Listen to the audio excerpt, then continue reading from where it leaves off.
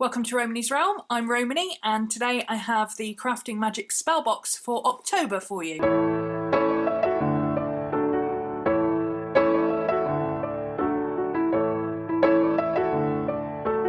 Before we get started, I know videos have been a little bit sparse at the moment. I've got a lot of commissions suddenly came in that all need to be done very, very quickly. So unfortunately something had to take a back seat. But I do have the make and bake coming very soon, and I also have a couple of other bits and pieces for you. I've been trying to get some time-lapse videos edited so you at least get something, but I am still here, I'm still around, I'm just really, really busy. So I apologise for that, but let's open the box and see what we've got. So this is the October box, and it's the, welcome to the special Samhain Spellbox. So it's a special one for Samhain. Ooh.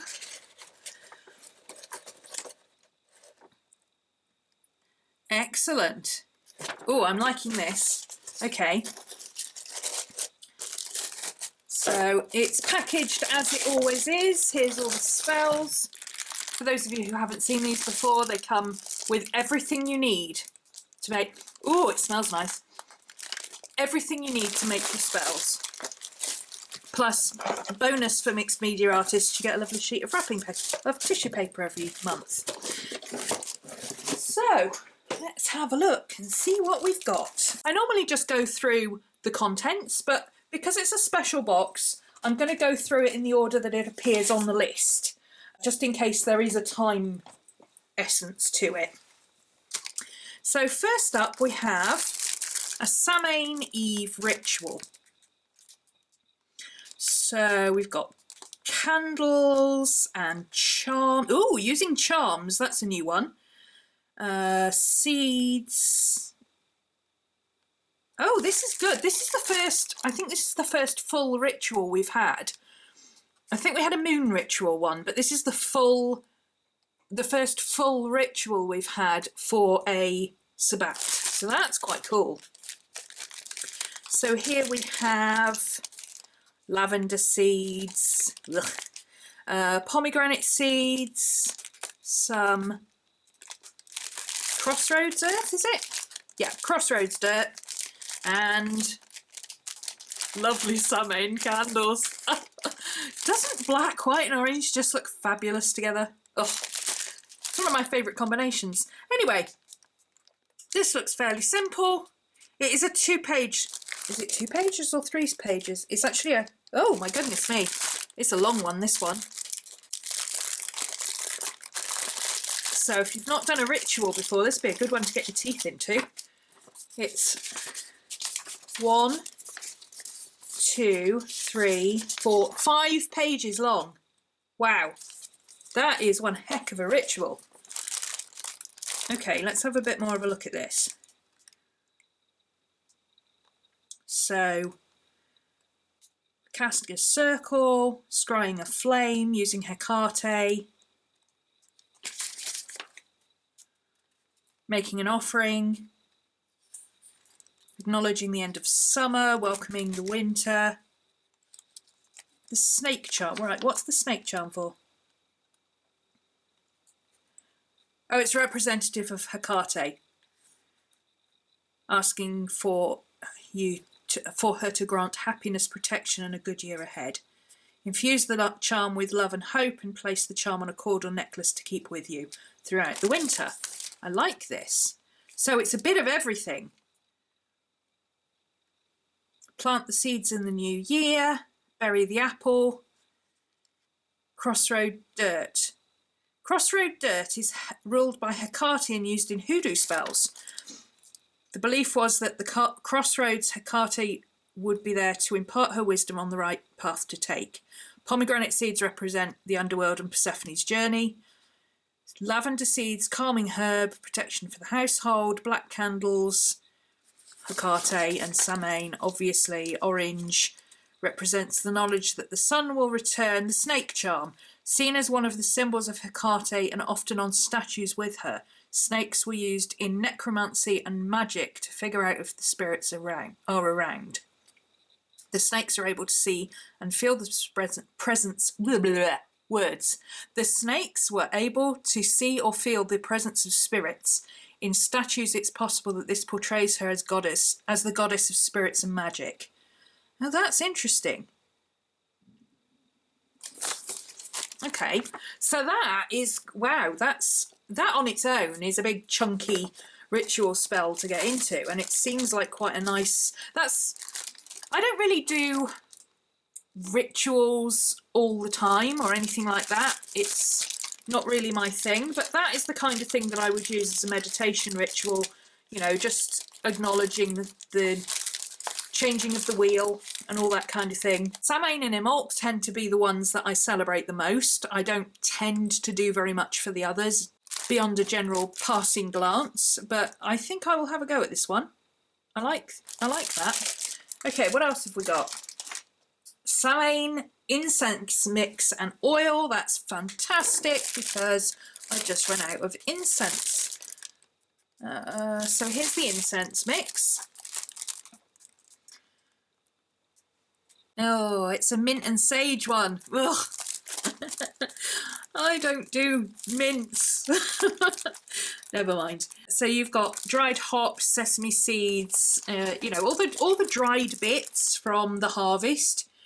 Mint, sage, copple. What's copple? Copple. Doesn't say what copple is. Maybe it's on the other. Let's have a look.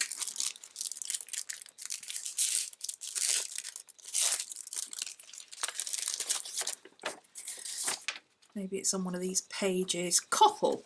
Used in this mix for both... Oof, those hops smell nice. Lovely. Used in this mix for both purification and its use when attempting to contact the dead. Primarily it is used to help the souls of those past reconnect with loved ones still alive.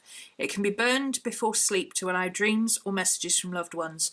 Just remember, if you would usually shield yourself to protect yourself from other energies, then do so before sleep. Interesting. Very nice. I won't be making that particular recipe. I have another recipe that is not inclusive of mints. But I'm sure if you like mint and sage and all that kind of thing, it will smell really nice. Okay, so that's the incense. We've also got a Samhain oil, which is separate. This is hazelnut, rosemary, tarragon, olive oil and hob. And as always, there's all your bits and pieces and your oil. So there's your olive oil. With this, you get everything you could possibly need. So there's no reason why you couldn't, if you're going to put all of this into the oil, there's no reason you couldn't decant the oil out of this, make the mixture in a separate tub, strain it, and then put the oil back in here as Samhain oil. It's a way of recycling your bottles if you're going to use all of it in one go. So this is for creation after the Samhain ritual. So you'd have this available on your altar ready, you know, you do the ritual and then you create your oil for use in the ritual. Okay, this is cool. What have we got? A personal poppet. I wonder if this is like the one we had last year in the pagan parcel. Which one? It must be that one, it's got cloth. A personal poppet. So poppet can be used to represent someone else or yourself. Practical for visual magic.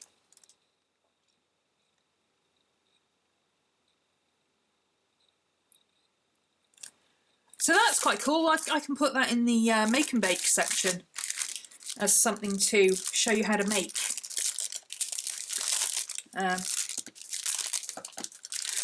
For those who are not sure about how to sew, don't worry about it. You can sew simply by using a running stitch, in, up, all the way around, or just a cross stitch, around and up, or blanket stitch, which a lot of people learned in school.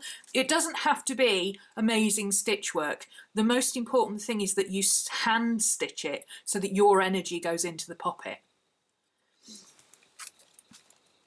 So that's something we can actually make. Oh, there's a lump of hematite there. That's going to be good for keeping away psychic vampires and things like that. I will put that in the make and bake box as something we can put together. That'll be fun. To encourage positive energies. Ooh, that will be this one then.